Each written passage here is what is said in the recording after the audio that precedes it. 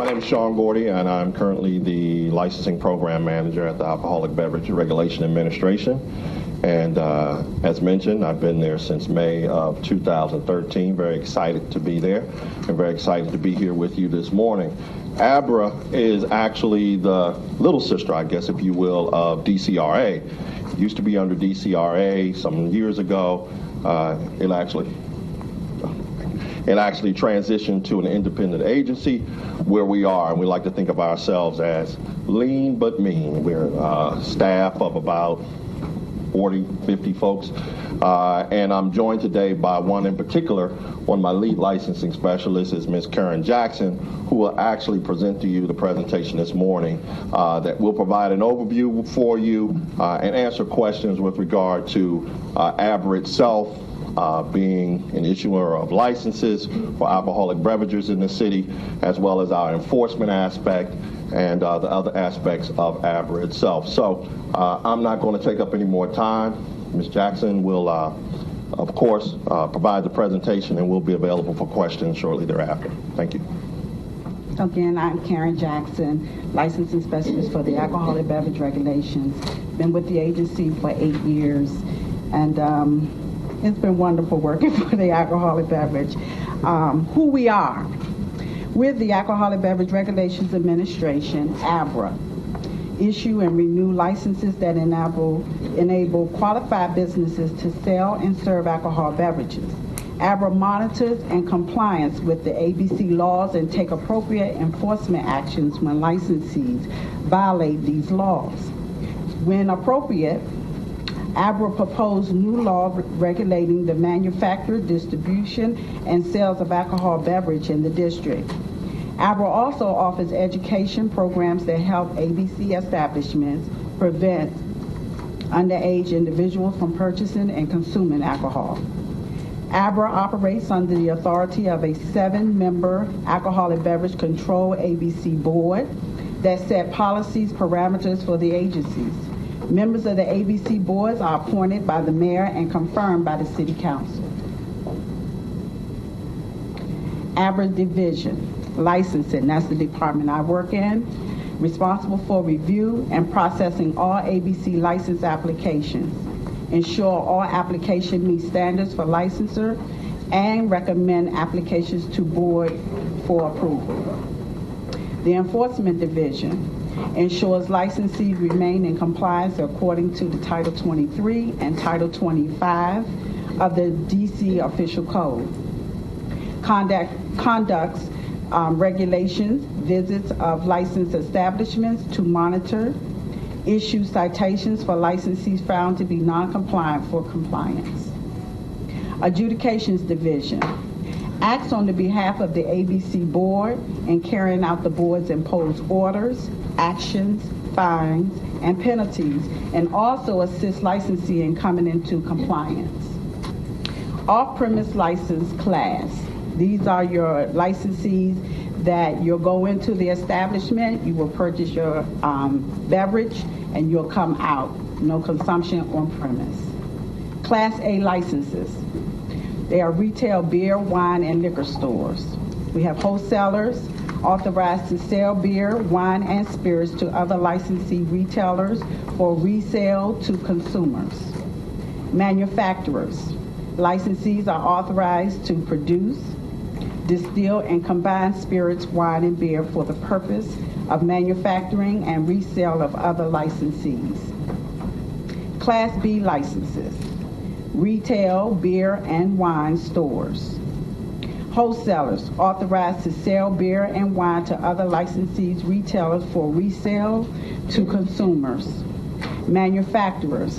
Licensees are authorized to produce, distill, and combine wine or beer for purpose of manufacturing and resale of other licensees.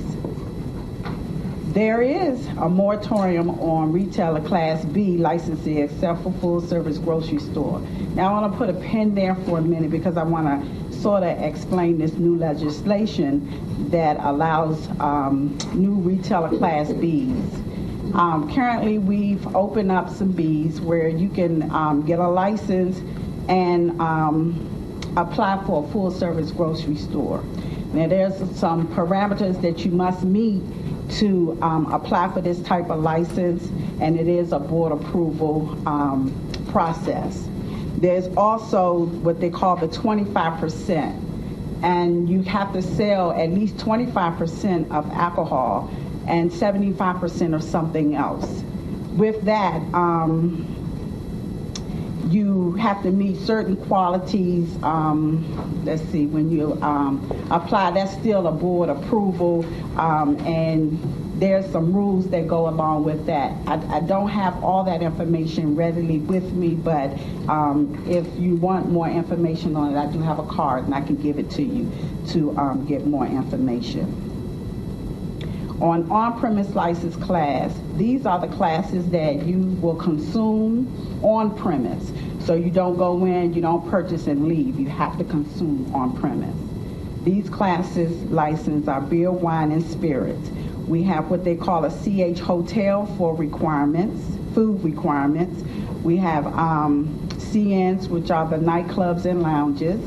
We have CRs, which are our restaurants with food requirements of 45% or $2,000 per seat based on the occupancy.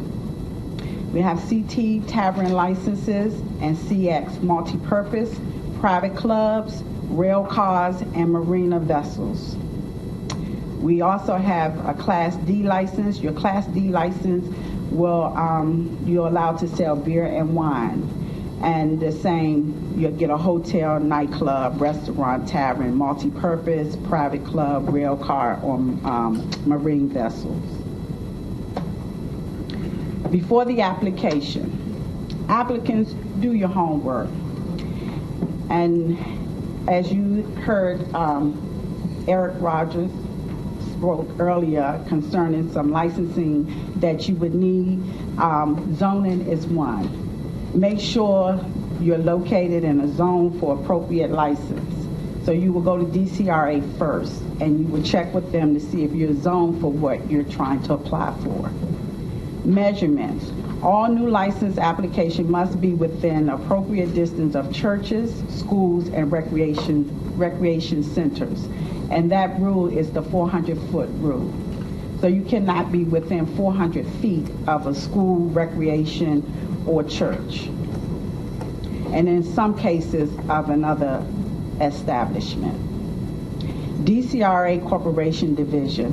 If applying as an entity, Corp, LLC, limited partnership, it must be registered with DCRA Corporation Division, which you heard earlier. If new construction, please make sure appropriate permits have been issued or applied for. A liquor license can be approved prior to construction, but not issued until all business licenses are provided. All applicants are tax compliant and have no felony convictions within 10 years or misdemeanor conviction within 5 years. And even if you had some type of action against you or conviction, that still requires a board approval. We just don't issue a license to felonies or misdemeanors. The application process has 3 phases. The application acceptance. So this is where you will fill out your application. The license specialist accept the application, assess the appropriate licensing fee, advertise the application, and prepare placards for posting at the establishment to be licensed. Application approval. After the 45 days notice period, applications that have not been protested go before the board for approval. 3, license issuance. Licensing specialists make sure all documentation is complete, all appropriate business licenses and certificates are provided by the applicant, and all entities and individuals are tax compliant before the license is issued. And this section here is very important because a lot of times the applicants will come in and they really piecemeal us information. So we always ask that you do your homework and know exactly what you're applying for. See go to DCRA and get the proper licensing, and then come to us. Now, on our application, there are 6 pages of instructions. And I tell people all the time, if you just follow the instructions, you can do this yourself. The 6 pages, when it say number 1, it tells you what to put on line 1. But most people won't read the application, and they'll just come and ask you, now how am I supposed to do this? And I have to show it to them. Line 1 say entity's name. So you want to put your entity's name there. A lot of time we'll put our personal name there. We'll just say Karen Jackson. And Karen Jackson is not the company's name. You follow me? So I always tell people, do your homework, read your application, and we will answer any questions and help you the best as we can. Like Mr. Gordy said, we are, we special in customer service. New application acceptance. Application package is complete. All documents supporting the entity and individual company, the application package. Letters of intent to lease or lease agreement is submitted. Zoning certificate, certificate of good standing, and financial affidavit. These are some documents that we require up front before we would even accept your application. When you're transferring an application, when you're transferring a license, in order for us to accept that application, we would need the following: the substantial change form and the transfer consent form. But let me add to that, because a lot of times licensees will come in and those are the only 2 documents that they would bring. But in order for us to know that you're transferring, these 2 documents are important. But if you follow the application, you need the application filled out. The Placard Process for new applications. 45-day notification period. So you would get your placards. Most placards are posted on Friday before 12 midnight. We do send the investigators out when you pick up your placards to see if your placards are posted before 12 midnight. Placards must be posted and remain visible through the posting and petition date. Failure to post can result in new placards with new dates extending the placard period. And that's important to know. I always tell my licensees, when you pick up your placards, please check your placards. Make sure they're posted, make sure that they're up, because if any time they come down and they're down more than 24 hours, we have to re-placard you with new dates. And a lot of times that extends that licensing period. So it's important to, just check. And we get all kinds of stories, it rained and the placards came down, or somebody just snatched them down. And we're okay with the stories. We just have to have them posted. And so we're asked that you always check to make sure your placards are up. Applicants can request stipulated license with letter of support from the ANC while placards are posted. That's important information. With the stipulated license, providing you have all your documents, your certificate of occupancy, your business license, your compliance with taxes. As long as you have everything while your placards are up, you can operate your establishment under the stipulated license. Applicants must cease sales and service of alcohol if application is protested, and protest is determined valid while applicants is operating on a stipulated license. So while you are operating your business under the stipulated license, if it's been determined that you protested and is valid, we can stop you from operating until that is resolved. Only on-premise licenses are eligible for stipulated licenses. Contested licenses must be resolved through adjudication process before license application can be approved. No placards for transfer application with no change to the nature of operation. With this particular one, If you're transferring your license, we do not placard you. However, we have some licensees who would like to change hours at a sidewalk cafe or add some type of endorsement. With that, may require you to be placarded because that is a change to what the original license is. The application process. New applications approval. In order to be approved, you must have the landlord affidavit signed by the landlord and notarized. We need a copy of your menu, and that's if applicable. Internal pictures and external diagrams of the layout. So we want you to take pictures of the establishment inside and out.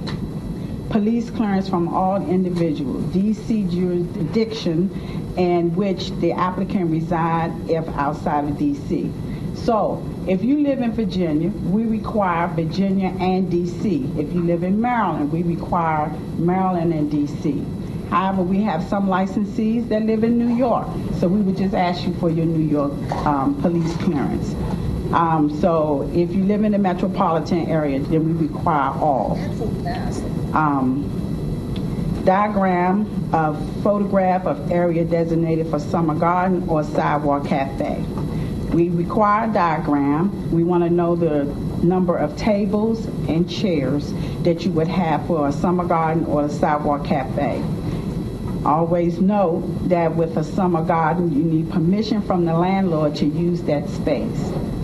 A lot of times people are not sure what the difference is between the summer garden and the sidewalk cafe. The summer garden is the space that is owned by the property. The sidewalk is owned by the district. So in order to use the sidewalk, you would need a public space permit.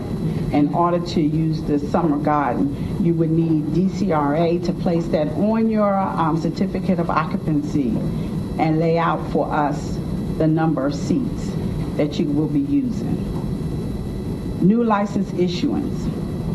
All appropriate licensing and certificates from DCRA and OTR, certificate of occupancy, what I just mentioned, settlement statements if you're doing transfers, bill of sales with the transfer of a license, clean hand certification, that's with any type of license that you would apply for.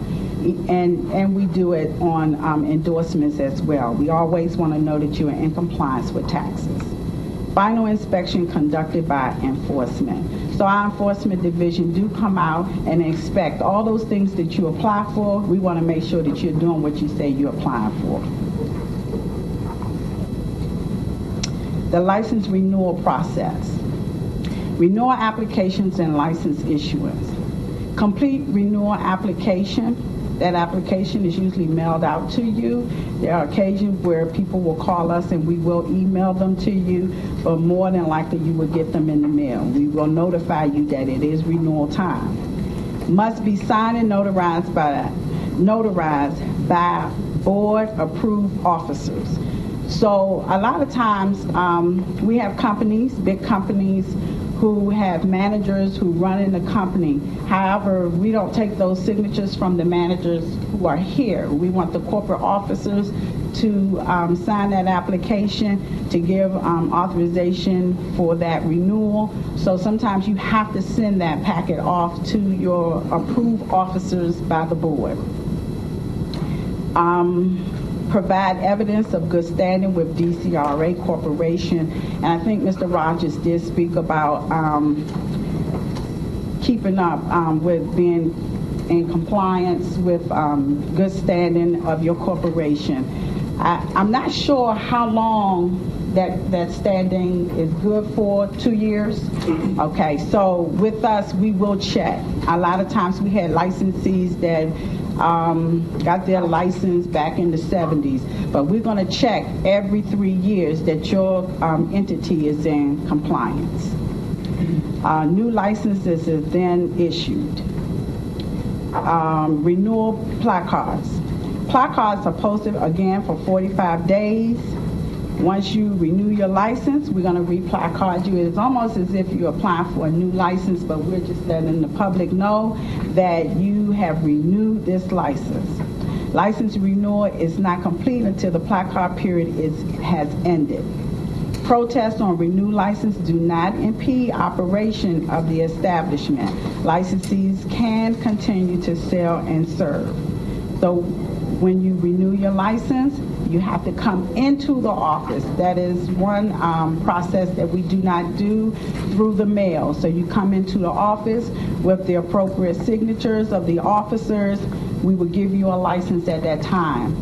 Placards will follow that probably the next week, and they will stay up for 45 days. However, if you're protested or for whatever reason the placards come down, we don't stop you from operating, we just resolve the issue. And that issue could be that you're protested or that your placards came down. Renewal process is completed after protest has been resolved. So that basically concludes the licensing process, and when you're ready.